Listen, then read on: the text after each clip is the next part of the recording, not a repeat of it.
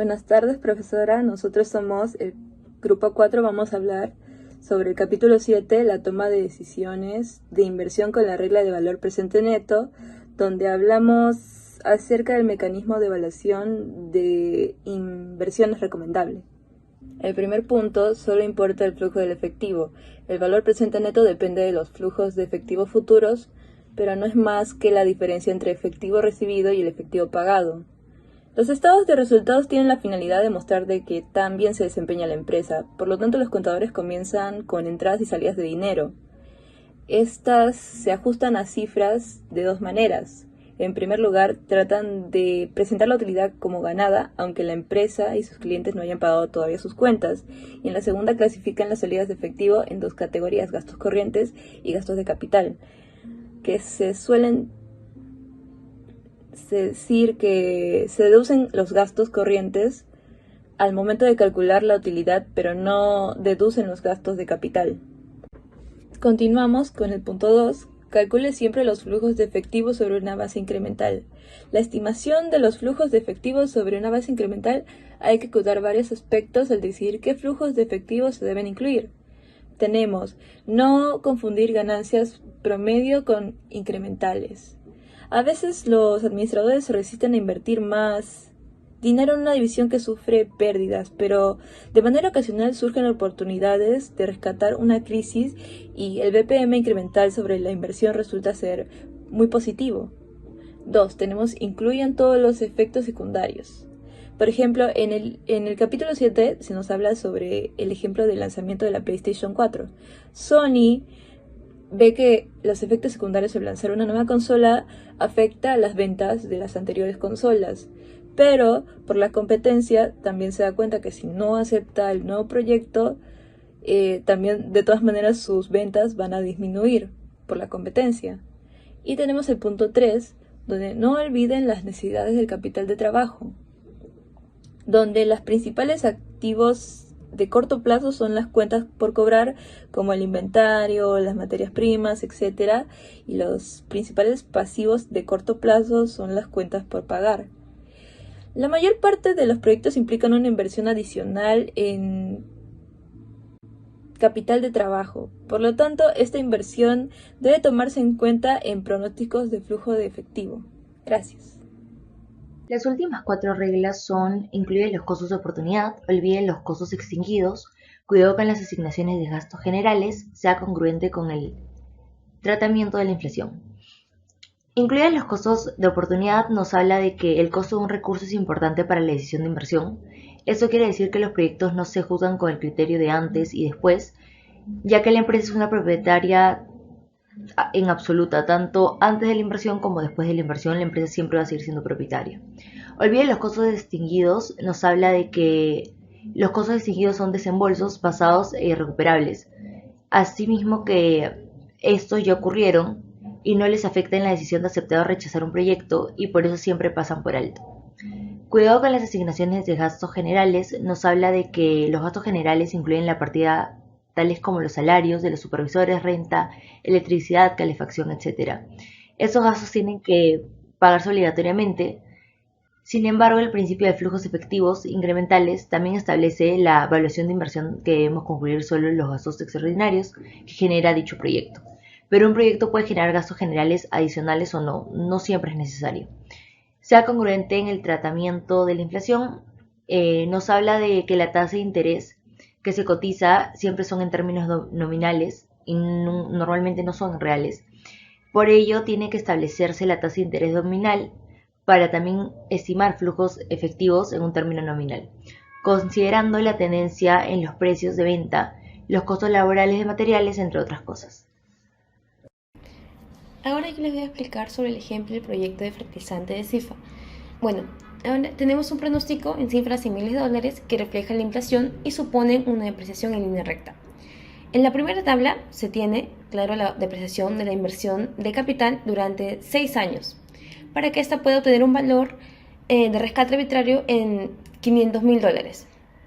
Bueno, tenemos como nota que la depreciación es en línea recta y que todas las entradas de la tabla se expresan en términos nominales. ¿Cómo podemos hallar la depreciación en línea recta en un cierto año? bueno, la fórmula es la depreciación en el cierto año, que sería igual a 1 sobre el año por el monto depreciable. Y en el caso de CIFA, pues son 6 años, entonces sería 1 entre 6 por el monto depreciable, que es 9.5, y se obtuvo un valor de 1.583.000 millones de dólares. En la segunda tabla tenemos un análisis de flujo de efectivo suponiendo una depreciación en línea recta. Bueno, tenemos como nota que el costo oportunidad es en 20% y el flujo de efectivos pues se suman y se restan.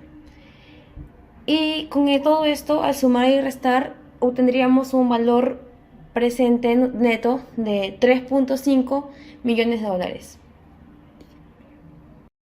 Inversiones de capital de trabajo. El capital de trabajo sintetiza la inversión neta en activos de corto plazo asociado con una empresa, proyecto o negocio. Los componentes más importantes son inventarios, cuentas por cobrar y cuentas por pagar.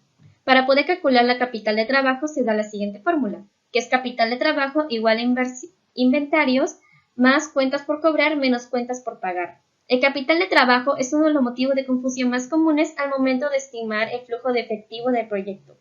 Entre ellas están unas tres, que el primero es olvidarse por completo de capital de trabajo, la dos es olvidarse que el capital de trabajo quizá cambie durante la vida del proyecto y la tercera que el capital de trabajo se recupere al final de la vida del proyecto. En ello nos da también unos datos sobre del estado del resultado pronosticado. Aquí también nos da cómo poder calcular el flujo de efectivo neto, que es igual a la entrada de efectivo menos la salida de efectivo. Y también nos da cómo poder calcular la entrada de efectivo y la salida de efectivo. Para poder calcular la entrada de efectivo es ventas menos el incremento en cuentas por cobrar. Para poder calcular la salida de efectivo es costo de ventas, otros costos e impuestos, más el incremento de inventario neto de incremento en cuentas por pagar. Gracias. Nota sobre la depreciación. La depreciación es un gasto no erogable. Es importante solo porque reduce la utilidad gravable. Genera un ahorro fiscal equivalente al producto de la depreciación y la tasa impositiva marginal con la siguiente fórmula. Ahorro fiscal igual a depreciación por tasa impositiva. En esta tabla también nos da sobre cómo calcular la depreciación fiscal, que es porcentaje del MDIA por inversión amortizable. En esta tabla nos habla sobre los planes de depreciación fiscal por categoría de periodo de recuperación. Y aquí en esta tabla nos dice sobre la depreciación fiscal es menor en el primero y en el último año porque se supone que los activos están en servicio solamente por 6 años. Gracias. Ahora me toca hablar sobre el último comentario sobre los impuestos. Bueno, de ejemplo nos dan estas dos tablas, tabla 7.5 y 7.6. Nos dicen que las grandes empresas de Estados Unidos llevan dos libros de contabilidad diferentes. Uno para los accionistas y otro es usado para la oficina de recaudación, ¿no? Nos dicen que es común utilizar la depreciación lineal en los libros de los accionistas y la depreciación acelerada en los libros fiscales, ¿no? Bueno, ahora pasamos con el análisis del proyecto. Nos dicen que partimos de estados simplificados de activos y de resultados para un proyecto, que utilizamos para desarrollar una serie de pronósticos de flujo de efectivo. Nos dicen que después recordamos la depreciación acelerada y volvemos a calcular los flujos de efectivo y el BPN, ¿no? También hay que calcular preguntándonos unas preguntas condicionales como qué efecto tendría el BPN que la inflación se saliera de control, ¿no? Pasamos con lo que es el cálculo del BPN en otros países y monedas. De ejemplo, nos dan esta tabla. Y bueno, nos dice que podemos observar que la deducción por depreciación de KGR disminuye durante los primeros años y después se hace constante. Lo mismo sucede con el sistema de depreciación del MDIA en Estados Unidos. De hecho, el MDIA es solo otro ejemplo de método de saldos decrecientes con un cambio posterior a la línea recta. Gracias. Costos anuales equivalentes. Cuando se calcula el EPN, los flujos de efectivos anuales futuros se transforman en un valor agregado que se determina en dinero de hoy en día, como en euros o otras monedas relevantes, pero a veces es útil invertir el cálculo y transformar una inversión actual en una corriente equivalente a flujos de efectivos futuros. Por ejemplo, la inversión para producir gasolina reformulada en las refinerías de California. Supongamos una inversión de capital de $400 millones y un coste de capital real de 7%. El nuevo equipo durará 25 años y no modifica los costos de materias primas ni los operativos. ¿Qué ingresos adicionales se necesitan para cubrir las inversiones de 400 millones? La respuesta es muy sencilla. Se debe hallar una anualidad de 25 años que tenga un valor presente de 400 millones. Mi nombre es Angie Remusgo y en esta oportunidad voy a hablar sobre el costo anual equivalente a inflación. Los costos anuales equivalentes que acabamos de calcular son anualidades reales basadas en costos reales proyectados y una tasa de descuento real de 6%. Según el cuadro, debemos tener en cuenta que B es aún inferior a A. Si bien es cierto que son idénticos los valores presentes de los flujos de efectivo nominales y reales, hay que descontar la anualidad real a la tasa real y los flujos de efectivo nominales equivalentes a la tasa nominal correspondiente. Cuando se utilizan los costos anuales equivalentes para comparar los costos por periodo, como con las máquinas A y B, se recomienda realizar los cálculos en términos reales. Pero si en verdad se alquila la máquina al gerente de planta o alguien más, se debe tener cuidado de especificar que los pagos se indexen a la inflación. Si la inflación llega a 5% por año y los pagos no se elevan en forma proporcional, el valor real de estos deberá disminuir y no alcanzará a cubrir el costo total de adquisición y operación de la máquina.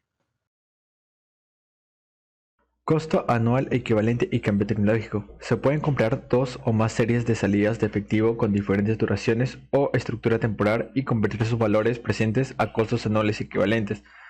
Los cálculos se pueden realizar en términos reales o la comparación de los costos anuales equivalentes nunca deben ser un ejercicio mecánico.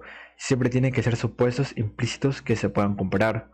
Otro punto es el costo anual equivalente e impuestos. Los costos de dos máquinas durante su vida útil deben calcularse después de descontar los impuestos, ya que los costos operativos son deducibles y la inversión del capital genera ahorros fiscales por depreciación. Otro punto son cuando el momento de reemplazar una máquina en funcionamiento. En la práctica, al momento de reemplazar el equipo depende más bien de las consideraciones económicas que de la inutilidad física total. Rara vez la máquina decidirá por nosotros. La lógica depende de que la nueva máquina sea la mejor alternativa y que a su vez se reemplace en el momento óptimo. Y como último punto tenemos el costo de acceso de capacidad, donde toda empresa que posee un sistema centralizado de información, estos tienen un exceso de capacidad y como los costos marginales inmediatos por utilizarlos parecen irrelevantes, a menudo la administración fomenta nuevos usos. Siempre la carga del sistema se incrementa hasta el punto en el que la administración tiene que dejar de emplear o invertir en otro sistema.